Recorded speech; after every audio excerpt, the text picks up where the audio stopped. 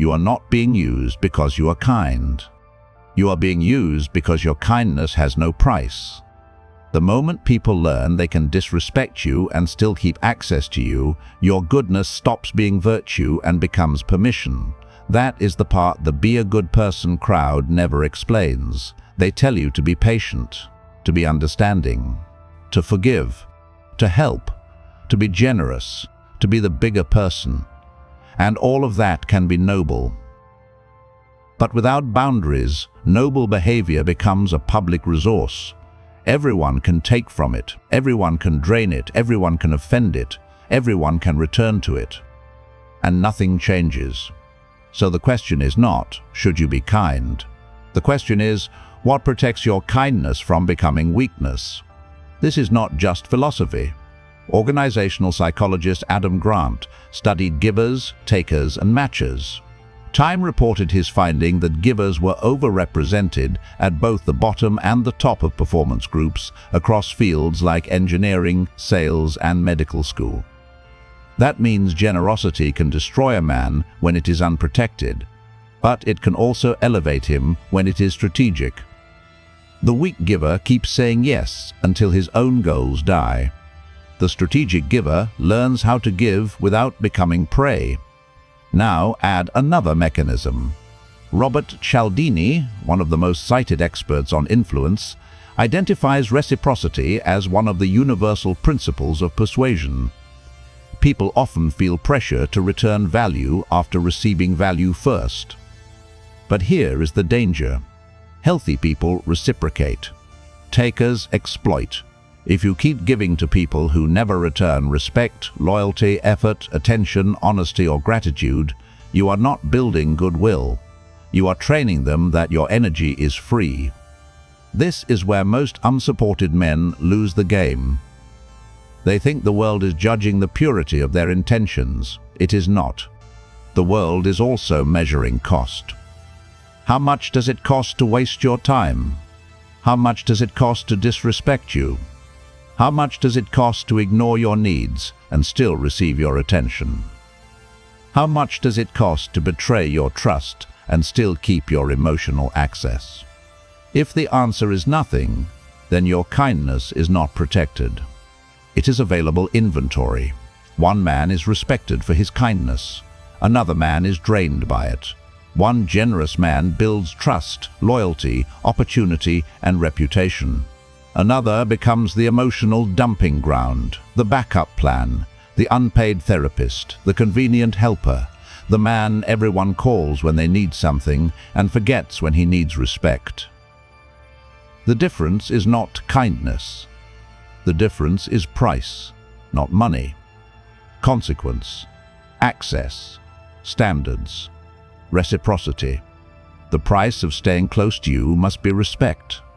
The price of receiving your time must be seriousness. The price of receiving your help must be appreciation and reciprocity. The price of violating your boundaries must be distance. If there is no price, there is no protection. And if there is no protection, your kindness becomes a weakness people can schedule into their lives. Understand the stakes. If you do not learn this, you will lose more than time. You will lose your mission. The unsupported man already starts with less. No safety net. No powerful family opening doors. No one protecting his focus. No one funding his mistakes. No one reminding him that his energy is valuable. So when he gives too much access to the wrong people, the cost is brutal. He loses deep work. He loses emotional stability. He loses mornings to drama. He loses nights to overthinking. He loses focus to people who bring nothing but need. He loses confidence because he keeps accepting treatment that secretly humiliates him. And worst of all, he loses self-respect. Every time someone crosses a line and you pretend it is fine, you are not only teaching them, you are teaching yourself. You are teaching your mind that your word has no enforcement. You are teaching your nervous system that your boundaries are decorative. You are teaching your future that comfort in the present matters more than self-command in the long run. This creates a quiet shame, not dramatic, not visible, private. You smile, but you know you should have said no. You answer, but you know they only contact you when they need something. You forgive, but you know they will do it again. You help, but you know the relationship is one-sided. You stay available, but you know availability is making you look low value. This is how kindness becomes a cage. Not because kindness is wrong, because your kindness is unguarded. And most men are not exploited by enemies. They are exploited by people who benefit from their lack of boundaries. Friends who always need support but disappear when it is your turn. Family members who use guilt to control access. Partners who treat your patience as weakness. Clients who add extra requests because you never define scope. Colleagues who dump work on you because you are reliable. Strangers online who demand time, answers, attention, advice, and explanations. People will rarely say, "I am using you." They will say, "Can you just help me real quick?" They will say, "I thought you were cool." They will say, "Why are you acting different?" They will say, "You changed." They will say, "I did not think it was a big deal." They will say, "You are overreacting." They will say, "I thought you were kind." This is how the trap works.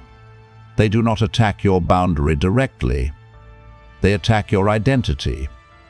They make you feel that saying no means you are no longer good, that reducing access means you are arrogant, that protecting time means you are selfish, that requiring respect means you are difficult, that refusing emotional exploitation means you are cold. This is where weak men fold. They do not fear losing the person, they fear losing the identity of being good.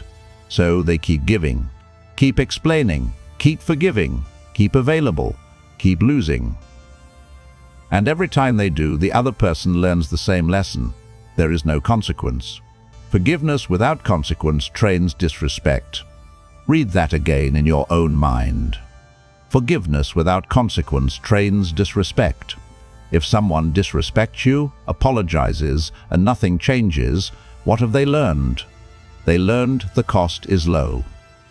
If someone drains you, ignores your needs, and still receives full access, what have they learned? They learned you can be used without risk. If someone breaks trust and still gets the same intimacy, time, attention, and emotional access, what have they learned?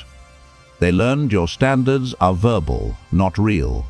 A standard without enforcement is decoration. A boundary without consequence is theater. A warning without distance is noise. This is the part most people refuse to say because it sounds harsh, but it is practical psychology. Behavior that is rewarded repeats. Access is a reward. Attention is a reward. Forgiveness is a reward. Your presence is a reward. Your help is a reward. Your emotional labor is a reward. When someone violates respect and still receives all of those rewards, you are reinforcing the behavior you claim to hate. You are not being kind. You are training the disrespect. Machiavelli understood that men are not moved only by moral beauty. They are moved by incentives, loss, fear, advantage, and consequence. He wrote, "It is better to be feared than loved if you cannot be both." In this context, do not misunderstand the word feared. It does not mean violence. It does not mean cruelty. It means people must fear losing access to you. They must understand that your presence is not guaranteed. Your attention is not automatic. Your help is not endless. Your forgiveness does not erase consequences.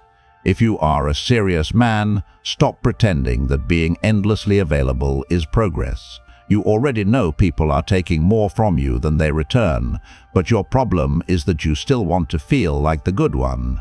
If you keep giving full access to people who disrespect you, you will keep sacrificing your future for relationships that feed on your lack of standards.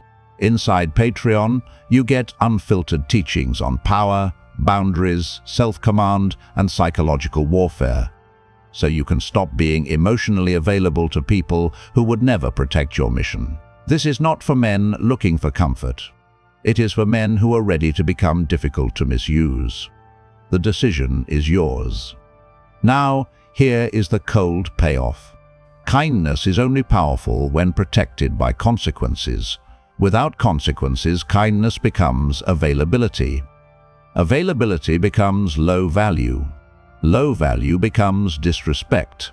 Disrespect becomes normal. And normal disrespect becomes your life. This is the mechanism. People devalue what is always available. People test what has no boundary.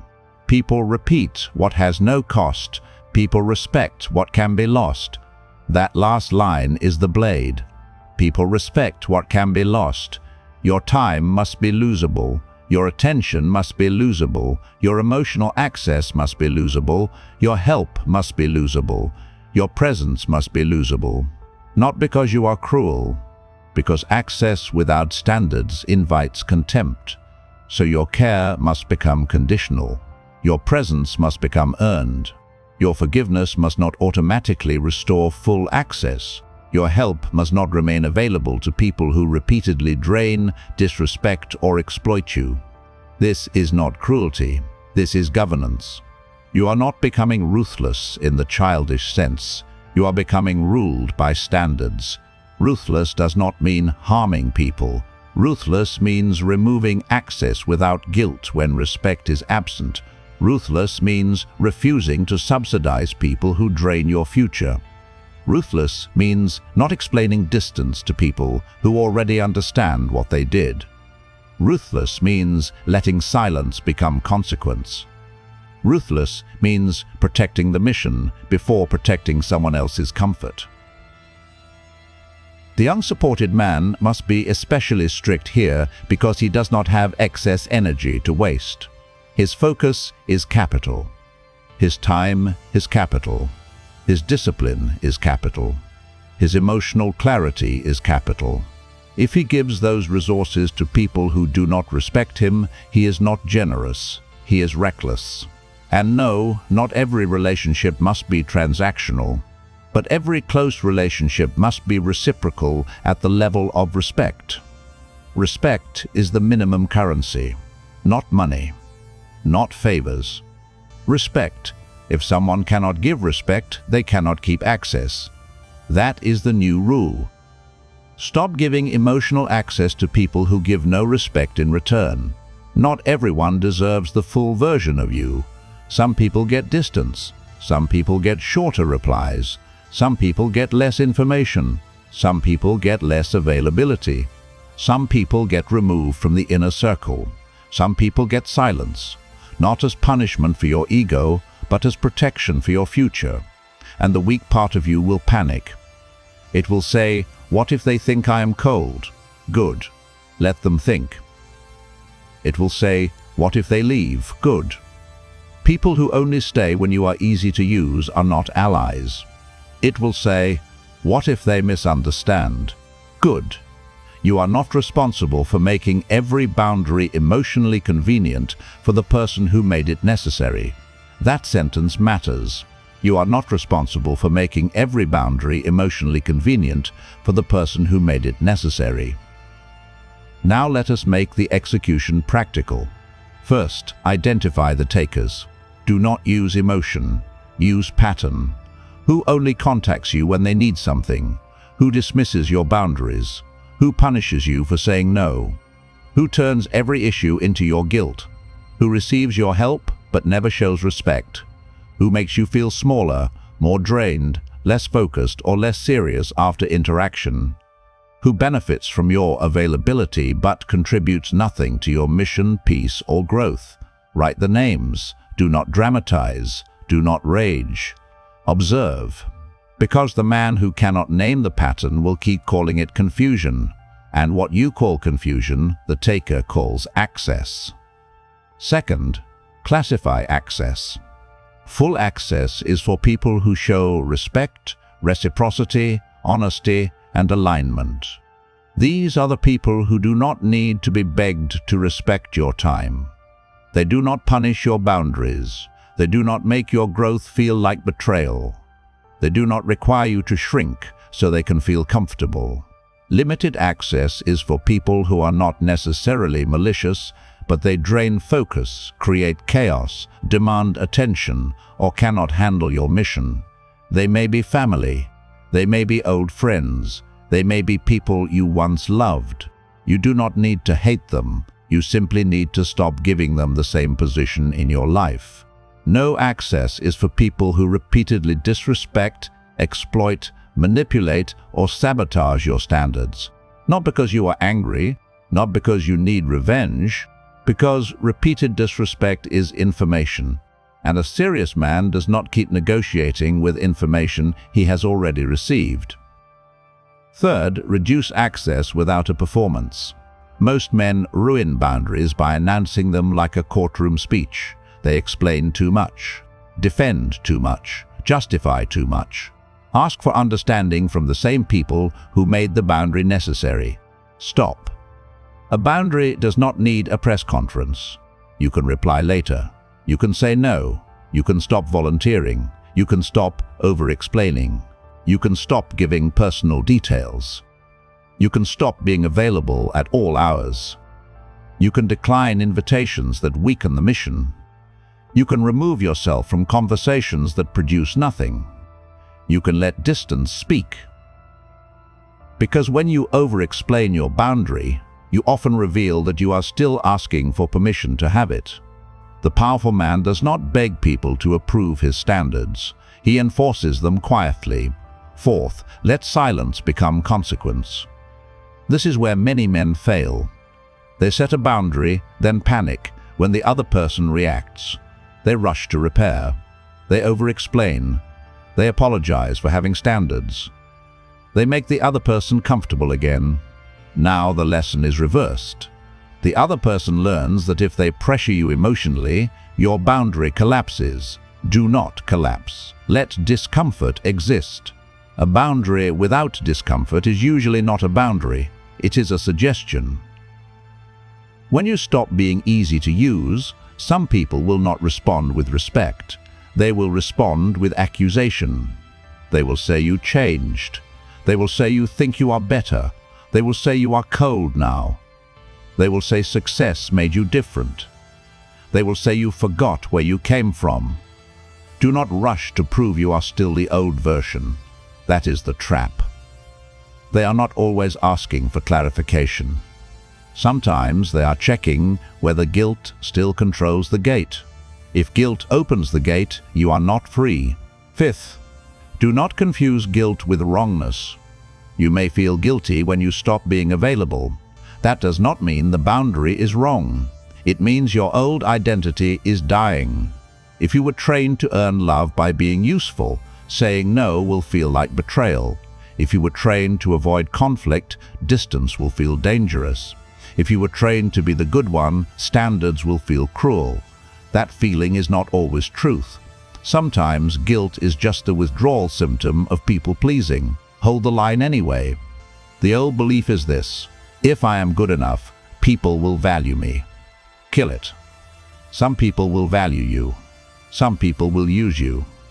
Goodness does not automatically create respect. Sometimes goodness without boundaries attracts takers because they sense low cost. The new belief is this: my kindness is valuable because it is protected. That is the shift.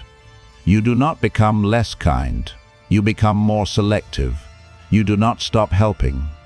You stop helping people who turn help into entitlement. You do not stop caring. You stop caring in ways that destroy your self-respect. You do not become cruel. You become expensive to misuse. That is the line. You are not becoming cruel. You are becoming expensive to misuse. This is the kind of ruthlessness a serious man needs. Not violence, not hatred, not revenge. Controlled access, clear standards, consequences, distance, silence, selection, the ability to say no without writing a poem. the ability to leave without staging a trial, the ability to forgive without restoring full access, the ability to help without becoming owned, the ability to love people without letting them govern your future. That is power. Now listen carefully, because this is where the new version of you will be tested. When you stop being easy to use, people who benefited from the old version will not always celebrate your self-respect. Some will mourn the loss of their access, some will try guilt, some will try nostalgia, some will try anger, some will try silence, some will act wounded by the boundary they made necessary. They will test whether the old version is still available. That is the final exam. Do not argue. Do not audition. Do not defend the new standard to people who benefited from the old weakness. Just watch. Their reaction to your boundary tells you whether the relationship was built on respect or convenience. If they respect the boundary, they may deserve a place. If they attack the boundary, they were benefiting from its absence. That is intelligence. Use it. If you are the kind of man who is finished being emotionally taxed by people who do not respect your mission, stop mistaking more information for progress. You already know who drains you, but your problem is that you keep negotiating with the truth. If you keep waiting for takers to become fair, you will lose years protecting people who would not protect 1 hour of your focus. Inside Patreon, you get deeper, unfiltered breakdowns on access control, psychological leverage, masculine discipline, and the hidden patterns people use to keep you useful but powerless, so you can move from reactive guilt to controlled self-command. This is not for men who want to be liked by everyone. It is for men who are ready to pay the price of becoming respected. The decision is yours. Here is your assignment. For the next 7 days, audit your access. Write 3 names. 1 person who deserves full access. 1 person who deserves limited access. 1 person who deserves no emotional access until respect changes. Then choose 1 boundary. 1 delayed reply. 1 no. 1 cancelled obligation. 1 conversation you stop feeding. 1 explanation you refuse to give. 1 demand you no longer satisfy. Do not announce a new personality. Change the access. Let the result teach you. If they respect it, you learn something. If they punish you, you learn something more important. Kindness is only powerful when protected by consequences. Without consequences, kindness becomes permission, and permission becomes the beginning of your exploitation. So stop being proud of being easy to use. Stop calling unlimited access love. Stop calling fear of conflict patience. Stop calling lack of standards goodness. You are not here to become cruel. You are here to become governed. Your care must have a gate. Your presence must have a price. Your forgiveness must have conditions. Your energy must have guards. And your future must become more important than being liked by people who benefit from your weakness. The world will not always respect your kindness, but it will learn to respect what it can lose. Your time can be lost. Your attention can be lost. Your emotional access can be lost. Your presence can be lost. And once a man understands that, he stops begging the world to value him. He becomes valuable because access to him is no longer free.